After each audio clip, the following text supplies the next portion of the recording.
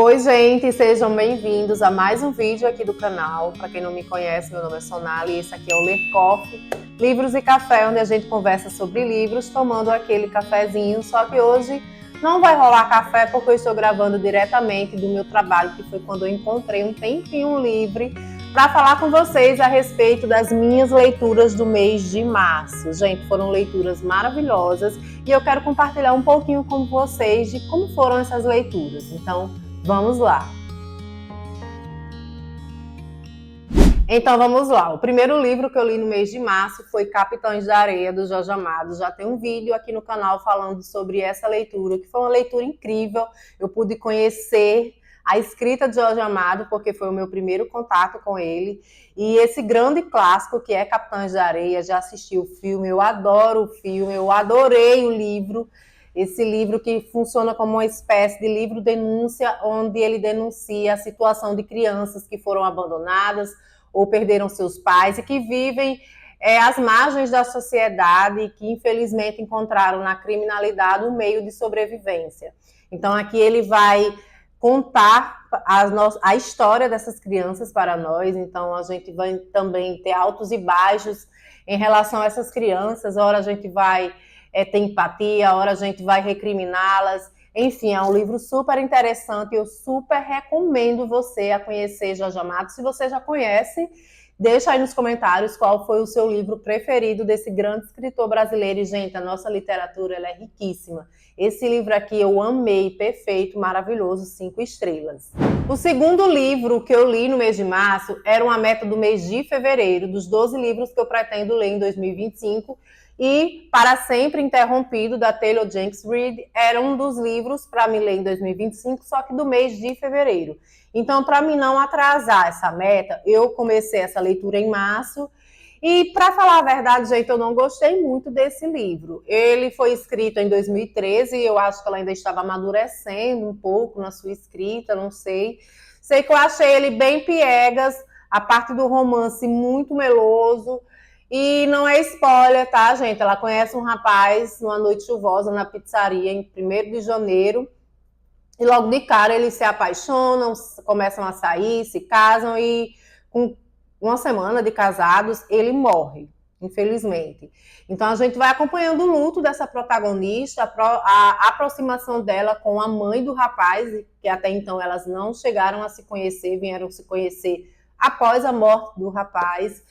E, gente, eu achei ele bem, sabe, eu li, não desisti, porque eu quis cumprir essa meta, já fazia muito tempo que ele estava na minha estante, já fazia o quê? Eu comprei ele em 2020, ou foi em 2022, não lembro, mas já faz muito tempo que ele está na minha estante, então eu tinha que ler para seguir adiante. E, sério, eu adoro a Taylor Jenkins Reid.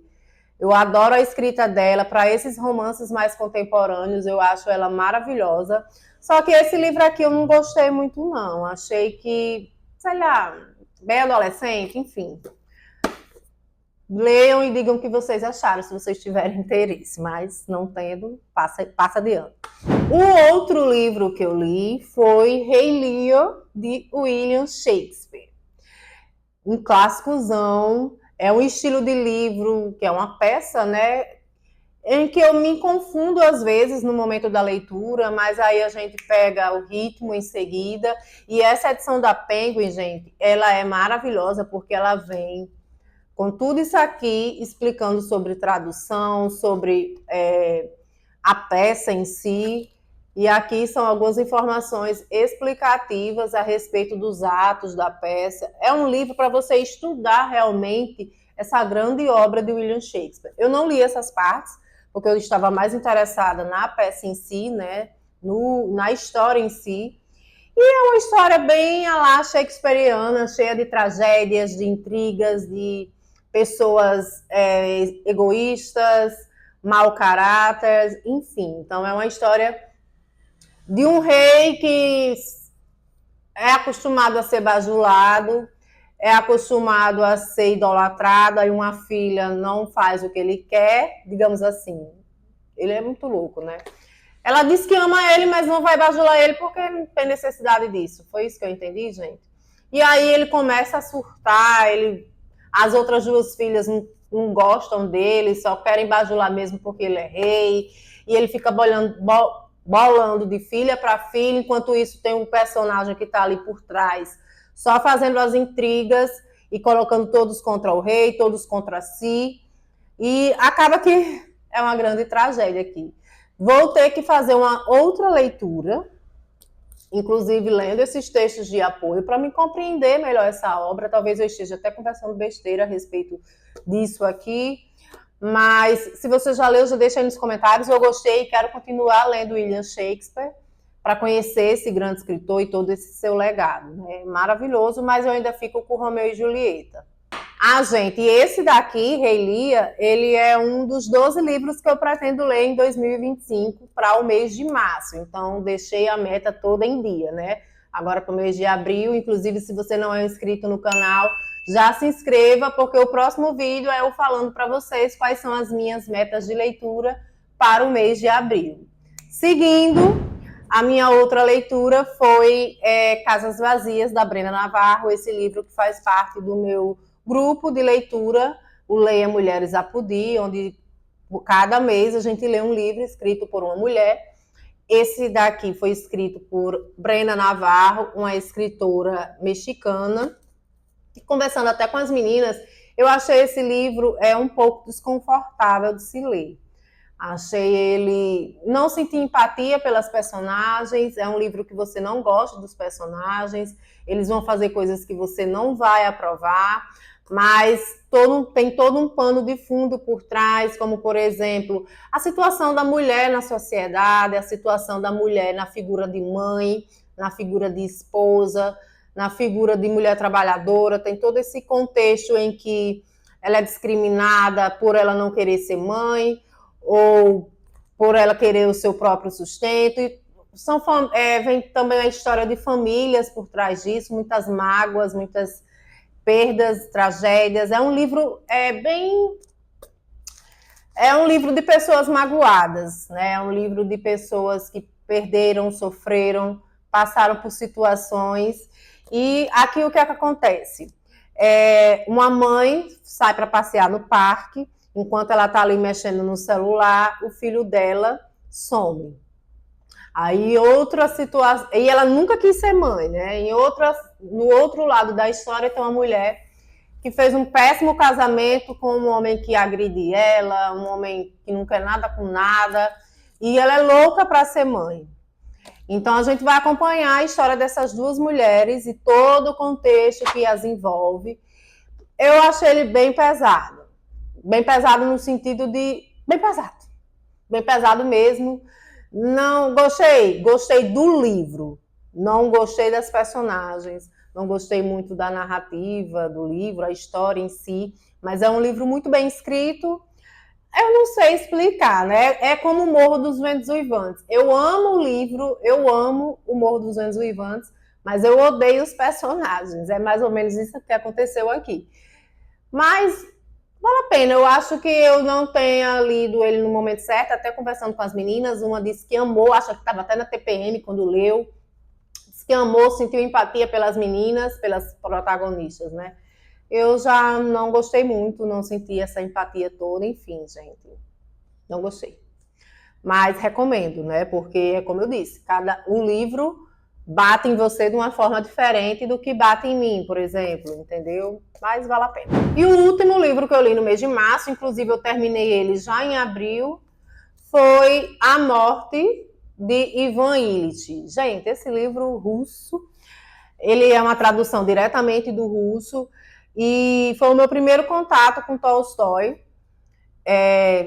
Gostei também. A história em si tem só 70 e poucas páginas, deixa eu ver, porque aqui também tem notas explicando um pouquinho da obra, explicando um pouquinho sobre a tradução, explicando um pouquinho sobre Tolstói, 76 páginas. Então é um livro também que você vai ler e estudar o contexto por trás. Eu adoro comprar livros, principalmente clássicos, e que tenham esses textos de apoio para a gente entender todo o contexto por trás da escrita do livro, porque não é só a história em si que fala. Por exemplo, eu não gostei tanto da história desse livro, mas eu devo dar a devida importância a todo o contexto por trás disso aqui, a todo o pano de fundo que ela quis mostrar nesse livro. Então, ele é válido, sim. Então, aqui nesse livro, um cara, o Ivan Illich, né, que sempre foi muito esforçado, fez faculdade, sempre quis ter um bom emprego, construir sua família. E, de repente, ele começa a conquistar. Ele se apaixona por uma mulher, mas quando se casa, nada era como ele imaginava. Ele, enfim, consegue o emprego que ele queria, e quando está lá arrumando a casa que ele sempre quis, com tudo que ele sempre quis, ele sofre um acidente, ele cai. E ele, de imediato, ele acha que nada machucou, né? Não machucou nada ali nele, mas aí, aos poucos, a gente começa a perceber que essa queda veio para matar ele, entendeu? E ali ele vai contando, enquanto ele está ali moribundo no leito de morte, ele vai voltando à sua vida, vai fazendo uma reflexão de como foi sua vida, se tudo isso valeu a pena, se ele viveu da forma correta, se ele viveu o que tinha de viver, se ele desejou as coisas erradas, toda essa reflexão. E que isso faz com que a gente reflita também sobre a nossa própria vida, o que é que a gente está fazendo na nossa vida, se tipo, Deus o livre e guarda, acontecer alguma coisa e a gente ter que partir dessa para uma melhor, se a gente realmente viveu o que tinha de viver, se a gente viveu a vida que merecíamos viver. Às vezes a gente sonha tanto em crescer no trabalho, em crescer, no meu caso, passar num concurso e tal, mas será que eu estou vivendo apenas para realizar isso, ou se eu estou vivendo minha vida de forma plena? Por exemplo, quem se mata de estudar para conseguir um alto cargo, você está só estudando ou você também está vivendo? Você está dando importância para outras áreas da sua vida, como a família, como você mesmo, tirar um momento para você mesmo e fazer algo que você realmente goste? A gente vê hoje em dia a nossa sociedade é uma sociedade doente. Praticamente todo mundo que a gente conhece, né? Eu, por exemplo, tenho ansiedade, eu conheço outras pessoas que têm também ansiedade. É uma geração um pouco adoecida. Tem as mídias sociais que ajudam a adoecer a gente, mas é também a nossa luta diária de conquistar algo, e às vezes a gente adia a nossa felicidade como se a gente só fosse feliz se a gente conquistasse tal objetivo, e vai adiando como se isso fosse crime a gente ser feliz no meio do processo. Então, esse livro faz a gente ter essa reflexão. Se você já leu, se você interpretou de outra forma, deixe nos comentários. E teve também alguns audiobooks que eu li, que eu ouvi, inclusive um foi Hábitos Atômicos, que eu já fiz um vídeo falando sobre ele aqui com vocês, onde ele virou uma chave na minha cabeça e fez eu mudar alguns hábitos, fez eu criar novos hábitos, e inclusive eu estou em processo de criação. Esse processo vai ser, como no livro diz, vai ser para sempre, mas eu estou me adaptando, eu comecei a fazer algumas coisas, e eu até prometi para vocês que eu voltaria aqui com 30 dias para falar para vocês como é que está sendo tudo isso. Então, até o momento está dando tudo certo, tá, gente? Um livro bem maravilhoso. Outro livro que eu ouvi esses dias, enquanto eu lavava a roupa, ele tem 1 hora de duração, foi Roube como um Artista. Ele meio que se contrapõe em alguns pontos em relação a Hábitos Atômicos. Eu não achei ele tão interessante quanto Hábitos Atômicos, mas 2 pontos me chamaram a atenção nele. O primeiro é você fazer o que gosta, você vai ter sucesso você fazendo o que gosta, escolhendo uma área que você se identifica, que vem de encontro com sua personalidade, com o seu gosto. Por exemplo, quando eu vim criar o canal aqui no YouTube, eu pensei, eu vou criar um canal para falar do que eu gosto, que é sobre livros. Aqui e acolá eu trago um outro assunto, como, por exemplo, estudos para concurso, mas não adiantaria eu fazer uma pesquisa que nicho faz mais sucesso no YouTube e poderia me dar um rendimento e tal, porque vai aparecer lá nichos financeiros, nichos de desenvolvimento pessoal, nichos culinária, enfim. Eu até cozinho bem, modéstia à parte, mas não é um tipo de conteúdo que eu queria trazer para cá. Não entendo nada de finanças, desenvolvimento pessoal, eu estou aprendendo com outros canais que eu estou vendo. Então, eu quero falar sobre livros, eu gosto de falar sobre livros, eu tenho a necessidade de vir aqui falar com vocês. Se um livro me chamou a atenção, se eu gostei de um livro, eu desabafar com vocês a respeito das minhas leituras. Então, é isso que me faz feliz, é isso que eu gosto de fazer. E ele até também fala nessa questão de você tomar isso como um hobby, não como uma obrigação. Que a partir do momento que você coloca isso como obrigação, você começa a se cobrar, a criar pressões de uma obrigação, de um trabalho. E isso começa a lhe deixar frustrado, eu concordo com ele também nesse ponto. E outro ponto na ideia de roubar a ideia, né, de hobby como artista, não é a ideia em si. Por exemplo, eu assisto vários canais literários e eu estou sempre me inspirando neles para trazer aqui para o canal algumas ideias, mas o que ele mais bate na tecla é você ver, compreender a fonte dessas ideias. Como é que essas pessoas estudam, como é que elas criam as suas metas, a raiz da meta, e não a meta em si. Por exemplo, essas trends que todo mundo faz, né? Aí eu estou só copiando. Agora, quem criou, de onde, como foi que ela teve essa ideia de criar essa trend que viralizou e tal? É isso que ele quer que a gente se apegue. E, tipo, todo mundo é copiando um ao outro, né? Aperfeiçoando aquela ideia, complementando aquela ideia às suas ideias. Não tem.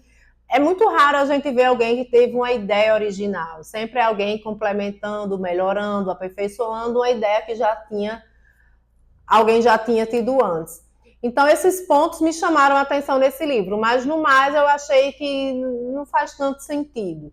Hábitos Atômicos eu acho que é uma melhor opção para você que quer dar uma mudada na sua vida, criar um novo hábito, investir nos seus hábitos, investir nos seus sonhos, com mais foco, com mais determinação, enfim.